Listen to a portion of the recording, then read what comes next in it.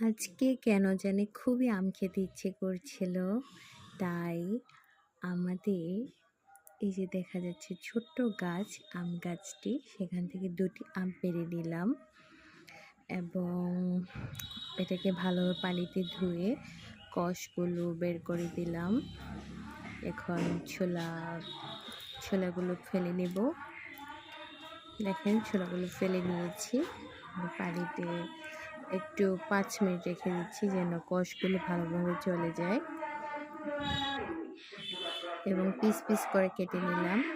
আমি এত ছোট ছোট পিস কাটতে পারি না, তাই আমি আবার একটু পেঁয়াজ দিয়ে, মরিচ, একটু লবণ দিয়ে খেতে খুবই পছন্দ করি। তাই সেভাবে পেঁয়াজ মরিচ কেটে একটু লবণ দিয়ে মিক্স করে নিলাম।